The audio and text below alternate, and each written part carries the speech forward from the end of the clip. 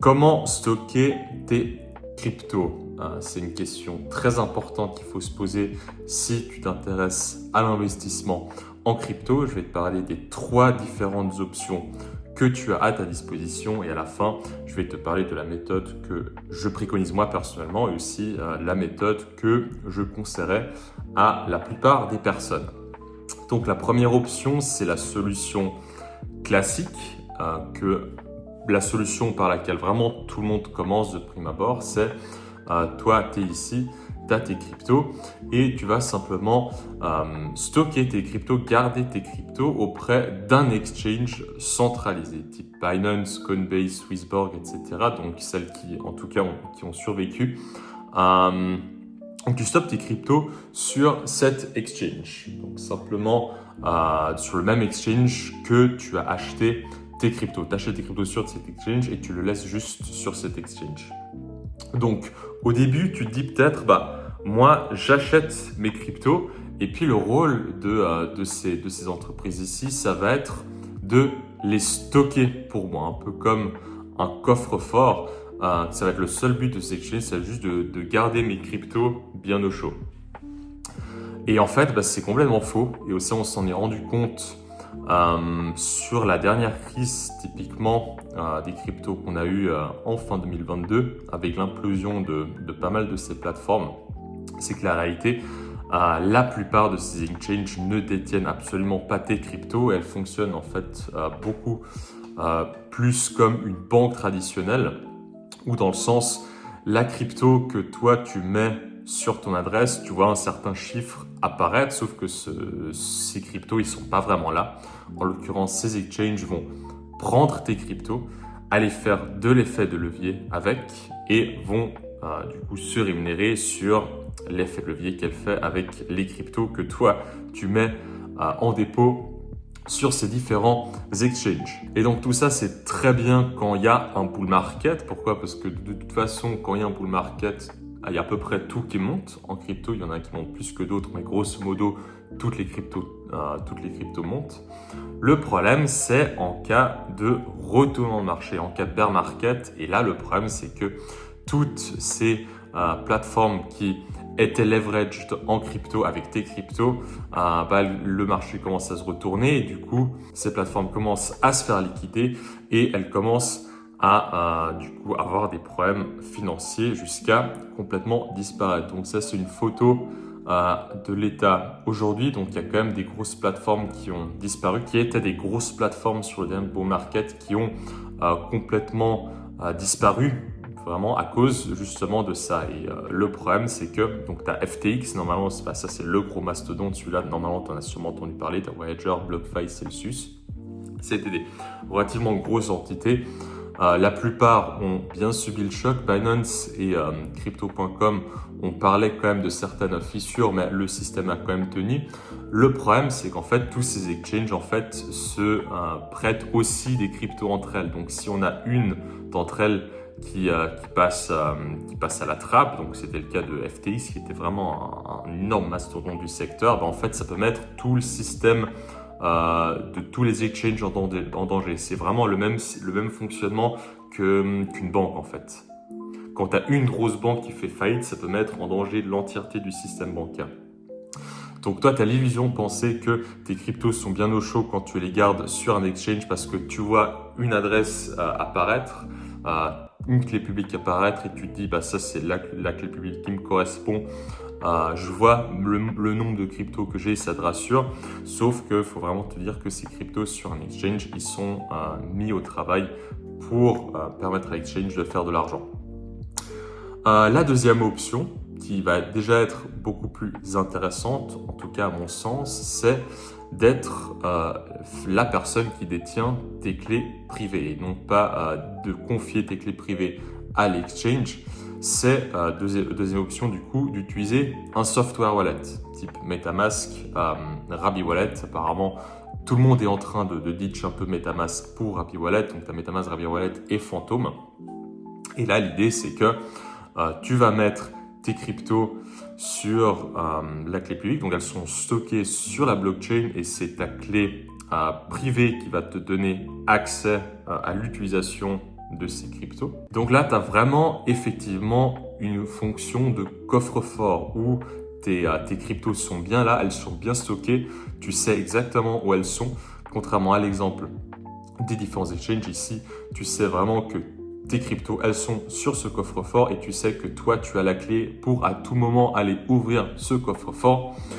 Cette clé, justement, tu l'as à travers cette fameuse seed phrase, donc ces 12 mots mémotechniques que tu dois noter quelque part, que tu dois surtout déjà ne donner à personne et surtout ne pas perdre, parce que si tu perds cette clé de ton coffre-fort, tu ne peux plus avoir accès à tes cryptos. Donc c'est une solution déjà plus safe, mais c'est une solution qui te responsabilise déjà beaucoup plus que, disons, la voie un peu facile, l'option numéro 1, de stocker tous tes cryptos sur un exchange au risque de les perdre à cause de conneries qui ne sont pas les tiennes.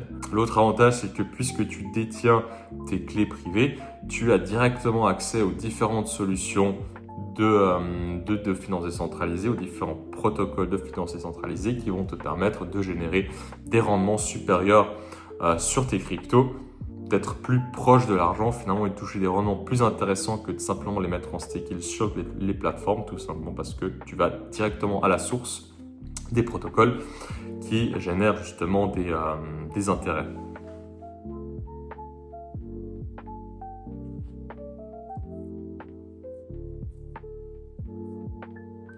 Cependant, le risque avec cette solution de software wallet, c'est tout simplement que tu peux te faire hacker. Il faut savoir que dans ce cas-là, ta seed phrase, donc tes 12 mots mémotechniques sont stockés sur Internet. Donc, en cas d'attaque ou avec une mauvaise hygiène d'Internet de ta part, si tu cliques sur un mauvais lien, il se peut que tu te retrouves dans une situation où ta wallet soit complètement siphonnée, tout simplement parce que la personne qui aura essayé de te hacker aura accès à tes clés privées puisque justement elles sont stockées sur Internet. Maintenant, option numéro 3, qui est l'option que j'utilise moi personnellement, ça va être de passer non pas par un software wallet, mais par un hardware wallet. Donc le fonctionnement est assez similaire dans le sens où, encore une fois ici, c'est toi qui es le propriétaire de tes clés privées, c'est toi qui as accès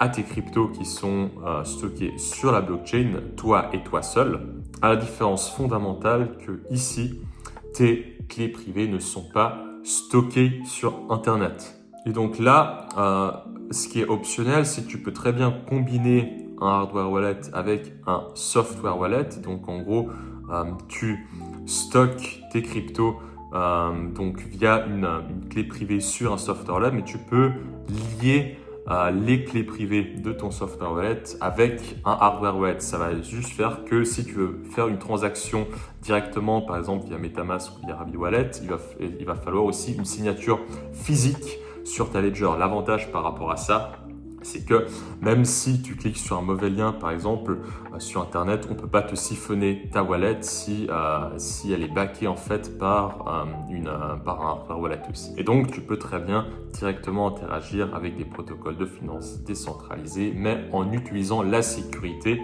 du hardware wallet. Là, l'avantage, c'est que le risque, ça va être tout simplement ta propre responsabilité. Si tu perds ta seed phrase, si tu confie ta seed phrase à une mauvaise personne qui va prendre avantage de toi, ou si tu approuves une transaction qui n'est pas une bonne transaction, qui n'est une transaction frauduleuse et que tu n'as pas fait le nécessaire pour vérifier avant, tout ça, ça va être les risques qui vont être associés avec l'utilisation de cette hardware wallet qui pour le coup seront ta responsabilité et ta responsabilité uniquement. Donc ma recommandation par rapport à tout ça depuis le début, on peut penser que je suis un maximaliste du hardware wallet, mais en réalité, je me suis quand même un petit peu assagi avec le temps. Je pense que la combinaison, la meilleure possibilité, ça va vraiment être d'adapter ça vraiment à ta propre situation. Si tu es quelqu'un qui vient de te lancer en crypto, qui découvre un petit peu comment ça se passe, c'est vrai que ça peut être intimidant de directement se dire il faut absolument garder cette seed phrase quelque part. Donc ça peut être un bon début de commencer avec les exchanges, il faut simplement être conscient des risques qui sont associés avec. Si tu es quelqu'un qui est en général assez maladroit, que tu as l'habitude par exemple de perdre tes clés, perdre ton portefeuille, que ça t'arrive souvent, c'est vrai que cette option, elle peut être un petit peu plus dangereuse. Il faut vraiment faut savoir que cette option, elle te responsabilise vraiment à 100%. Donc, s'il y a quelque chose qui t'arrive, c'est uniquement et uniquement de ta faute. Donc, voilà, suivant ta personnalité, ça peut être intéressant de faire un peu un mélange de tous ces trois mondes. De se dire, par exemple, je stocke une partie en crypto, en hardware wallet, une partie qui ne bouge pas, par exemple, d'utiliser un software wallet mixé avec un hardware wallet pour interagir avec des protocoles de finance décentralisés par exemple, et d'avoir aussi une partie sur un exchange dans une modération qui va correspondre à ta personnalité. Donc conclusion, tous les trois ont des avantages, tous les trois ont des inconvénients. Dans le cas de l'exchange, c'est ce qui est le plus facile, c'est ce qui est le plus accessible.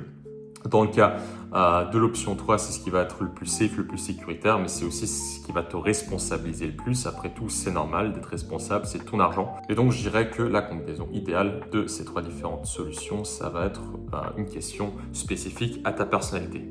Voilà, c'est tout pour cette vidéo. J'espère qu'elle t'a plu. Si elle t'a plu, n'hésite pas à rejoindre mon canal WhatsApp. Je te mets le lien en description. J'aborde plein de sujets différents liés aux investissements, pas que à la crypto, mais aux investissements en général. Moi, j'aime beaucoup la crypto, donc j'en parle aussi souvent. Donc, n'hésite pas à rejoindre, c'est complètement gratuit. Et si tu procrastines, il faut savoir que tu n'as pas accès aux anciens messages, donc tu perds peut-être des informations qui vont être assez importantes pour toi. Sur ce, moi, je reviens très vite pour une prochaine vidéo. C'était Patrick, ciao!